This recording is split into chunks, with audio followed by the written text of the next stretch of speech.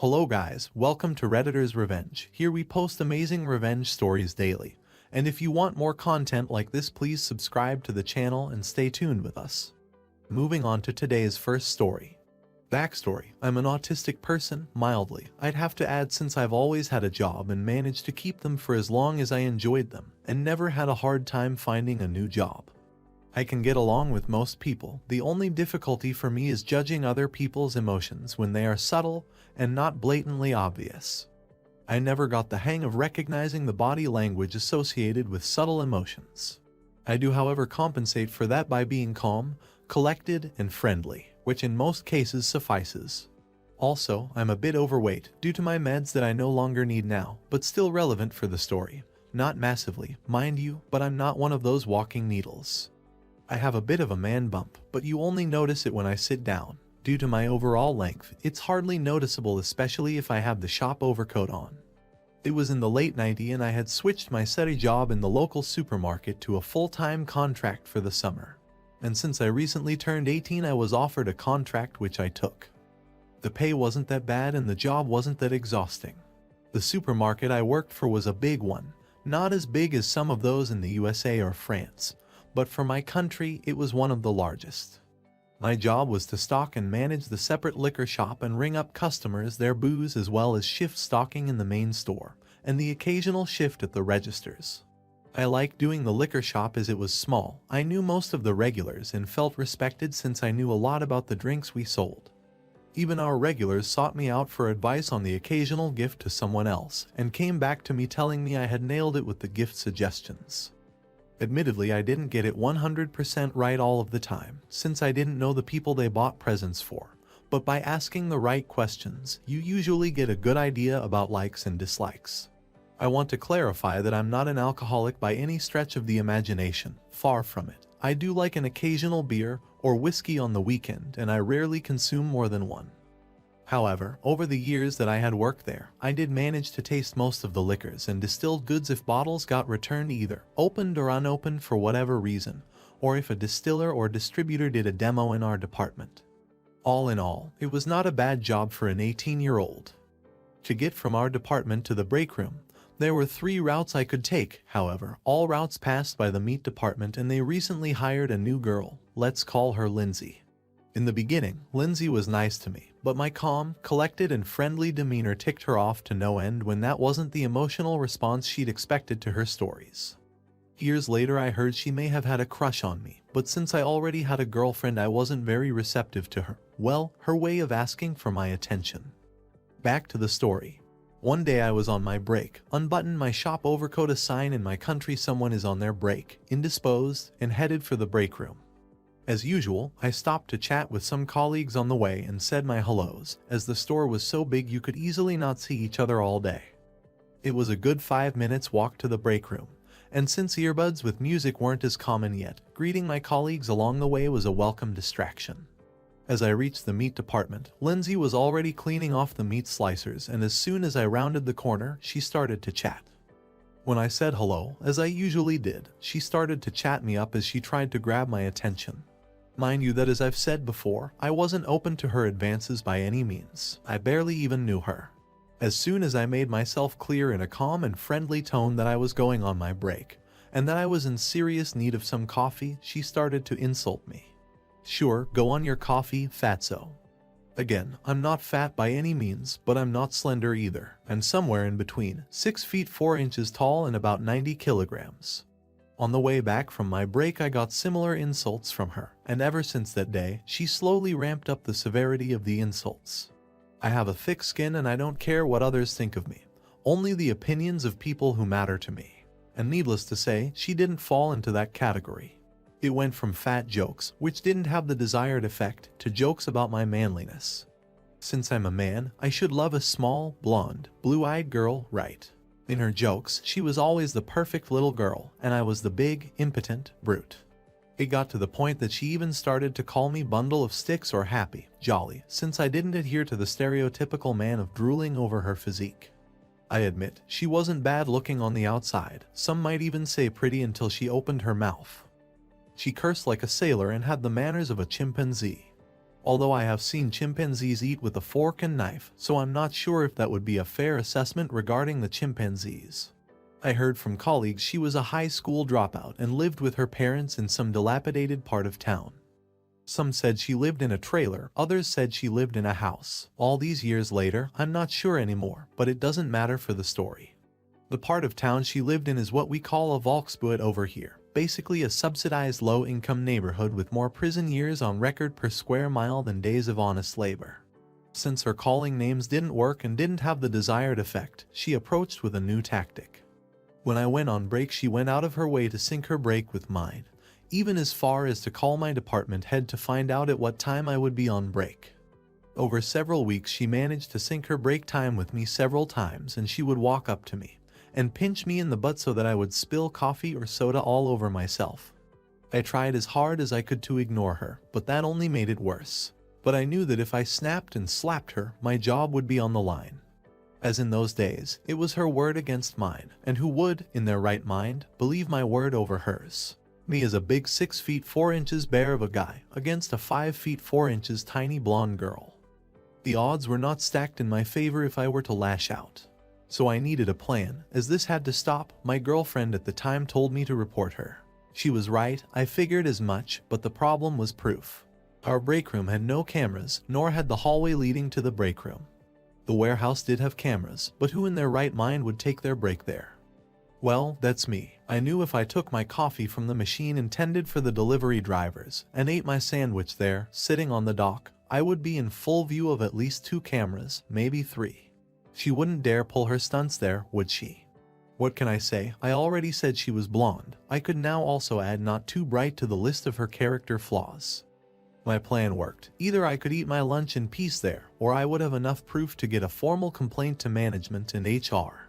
By the end of the week, I had not 1, not 2, but 3 incidents caught on camera. And since my department had the safe with the camera recording equipment, I only needed the cooperation of my department head to exact my revenge. Since my department head knew all about my handicap and we could get along very well on the job, it only took me 5 minutes to convince her to save the tapes from the days I had my encounters. And it took us another 10 minutes to isolate, copy and store the incidents on a separate VHS tape. It was the 90 seconds, so don't judge us. She couldn't believe her eyes when she saw the footage. She admitted that she thought only men could do such things. She apologized profusely for not noticing anything when she was on camera duty. I told her not to worry as it wasn't her fault.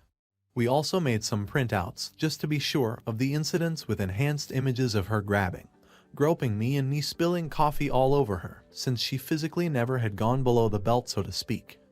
Since I'm a nice guy when I want to be, part of my revenge plan was to get her to stop. I knew she wouldn't or only say she would, but that was all I needed.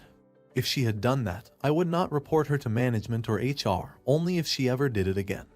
But would it have been pro-revenge if she accepted that, right? We called her to the office of my department head and she asked her if it was true what I was saying. Lindsay, of course, completely denied everything and turned it around on me, or at least attempted to. Well, would you look at that, as a Karen in training, and she chose me as her willing victim. After all, what man doesn't like to get the attention of a sweet, small, blue-eyed, blonde girl? She said that I touched her breasts several times, that I always took my break when I knew she had a break, and that I groped her all the time, etc., and that she merely reciprocated. My department head was not impressed, and grabbed the VHS and loaded it into the playback machine, and showed her the compilation. She went from white to red and back to white so fast, she would have given a cuttlefish a run for its money. She started looking skittishly around her to see where she could hide or run, as we kind of put her on the spot there. He asked her, kindly but sternly, if she was sticking to her story or if she was willing to revise her story at that point. All the time I had to keep from snickering while I was standing near the door to prevent her from fleeing. A procedure we also do with shoplifters, but that's for another story someday. She started to tear up and told my department head that she was sorry and that these videos were out of context. Even though it showed me arriving, then her leaving, and then me. So in no way could I have instigated these incidents whatsoever. My department head turned to me, "OP, what do you think we should do?" My response was as calm and collected. "I'd like to send this tape with my complaint to the manager and have him judge this video, as it is obvious she isn't going to admit." Lindsay immediately turned around and, as if there were no tears present, said something to the effect of, "They will never believe you. I'm a sweet girl, and I've never done anything wrong. You're a guy, so you are to blame." My department head looked at me and said, "You may go now. I'll have a chat with this young lady here." I knew exactly what this meant, and as soon as I closed the door, I heard my department head rip into her. I could not hear the exact conversations, but bits and snippets were clear to hear. "What sick game are you playing? What fool do you take me for? And what is your problem with OP?" were some of the sentences I heard, together with some loud wails as Lindsay had finally broken down. The next day at work, I was called into the manager's office for a statement. Again, I had to explain and relive the past 3 months. She made my workplace a living hell for me, up to the point I couldn't even take a break in the break room anymore. I was ambushed, groped, harassed, verbally assaulted, as well as sexually harassed, both verbally and physically. The manager sat there stunned as I broke down. I told him I kept myself together so as not to give her more fuel to feed the flames, but that it had come to the point where I would have my resignation if nothing was done.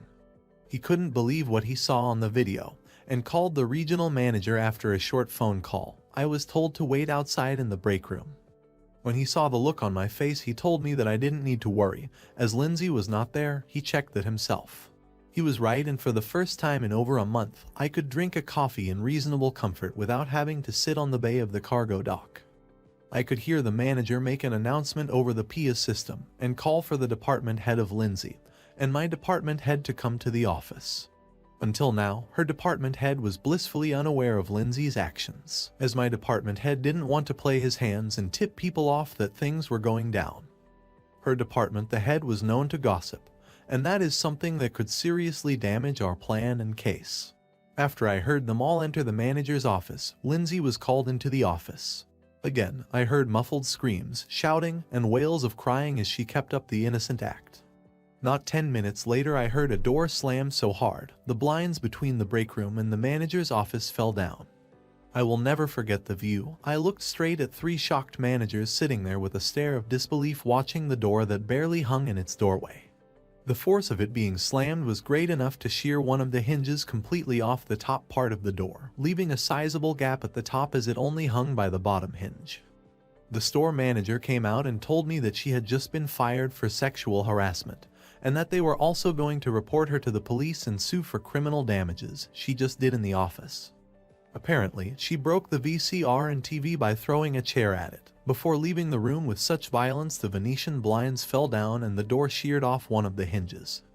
The company was good to me, and I remained there for another 3 to 4 years before I looked for a job in my field.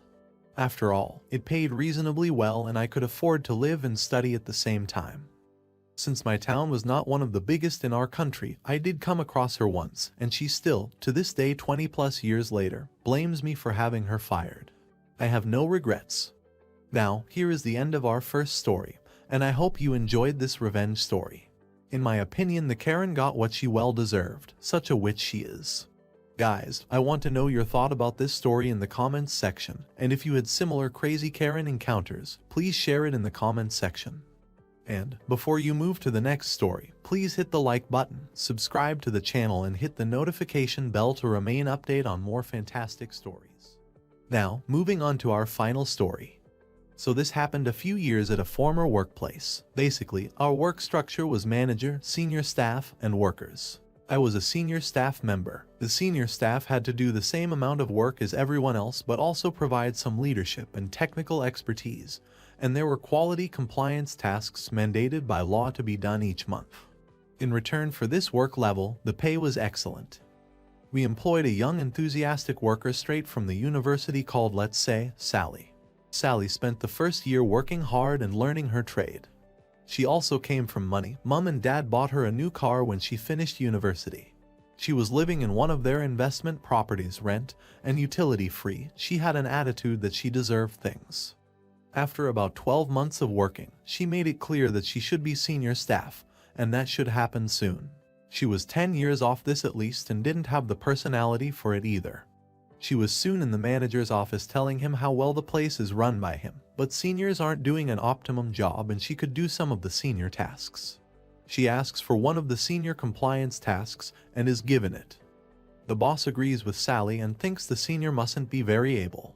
The boss informs the senior that she is not to do this anymore. She happily agrees to know this task is quite complex. The senior in the role confides in me she is happy to watch Sally fail with this task.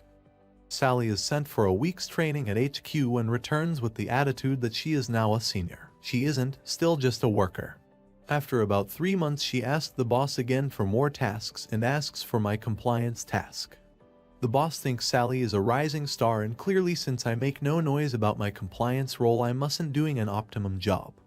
I argue but he insisted I shouldn't do this task anymore, so I agree and send Sally the government rules about this compliance. It's 600 pages long. She freaks out and tries to back out. I remind her that she wanted this and so here it is. The boss is ignorant of all of this. A month later Sally takes a job elsewhere citing the advanced role she was doing and leaves. When she left we soon discovered she hadn't done any of these extra compliance tasks, leaving the company needing to rectify this immediately. The boss asked me and the other senior to clean up the mess and do the work. We both refused to cite his previous instructions about not doing this task anymore. Same money and role but less work for us. He is now left with the tasks on top of his growing workload as no one else can do them. In her exit interview, Sally trashes the boss as well and he has to explain all of this to HR. Now, here is the end of our today's video, and I hope you enjoyed the karma serving the stupid boss what he deserved. And before you guys leave, I want to hear your thought about this story in the comments section. And let me know if you were in OP's situation. What would you do? Also, before you leave, please hit the like button, subscribe to the channel and press the notification bell to remain updated on more fantastic stories.